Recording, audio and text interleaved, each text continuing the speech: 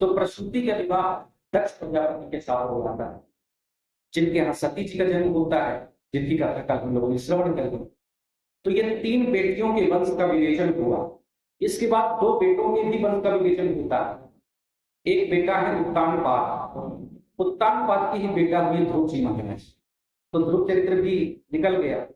अब ये पंचम स्कंद में जो एक बेटे और बचते हैं प्रियव्रत, उनका आख्यान शुरू होता है।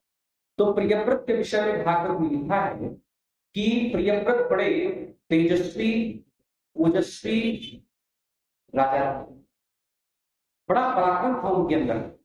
एक दिन बैठे बैठे सोच रहे थे कि ये रात होती ही क्यों है। देखो सवेरा होता है, लोग जागते हैं, अपने कार्यों में लग जाते हैं, और जब रात होती है तो लोग सो जाते हैं। तो इस प्रकार से संसार के कितने कार्य रुक जाया करते हैं। यदि ये रात होना ही बंद हो जाए तो कितना अच्छा हो जाए।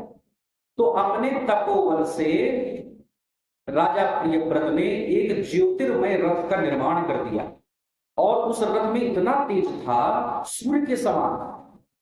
तो 7 दिन 7 रात्रि तक तो रात होने ही नहीं दिया राजा प्रियव्रत ने। यदि सूर्य अस्त हो जाता था तो ज्योतिर्मय रथ के कारण रात हो ही नहीं रही थी। तो पूरे ब्रह्मांड में हाहाकार मच गया। देवता भगवान के पास गए, निवेदन किया कि ये तो प्रकृति की व्यवस्था ही बिगड़ जाएगी। ब्रह्मा जी आए और ब्रह्मा जी ने राजा प्रियव्रत को खूब समझाया कि राजन, प्रकृति की जितनी व्यवस्था होती है वो अपने आप में संतुलित होती है और परिपूर्ण होती है।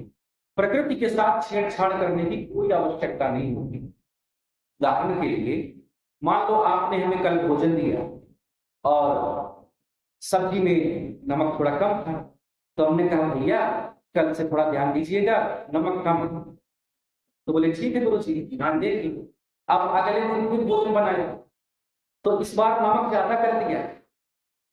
तो हमने कहा भैया कल तो नमक कम था और आज आपने ज्यादा कर दिया, थोड़ा संतुलित मात्रा में नमक डाला करिए। तो बोले ठीक है गुरु जी, कल से ध्यान देंगे।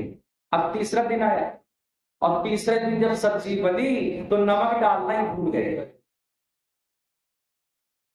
तो अब आप लोग बताओ इसमें किसकी गलती है? क्या नमक की गलती है? नमक डालने वाले की गलती।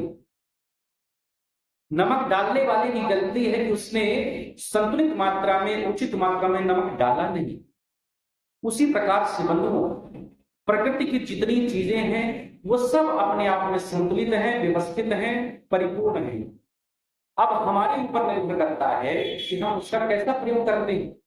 जैसे रात्रि है, तो जहां पर रात्रि में विषयी लोग भोग करते हैं वहीं पर संत लोग, परमहंस लोग समाधि में रत होकर के भगवान का ध्यान करते हैं।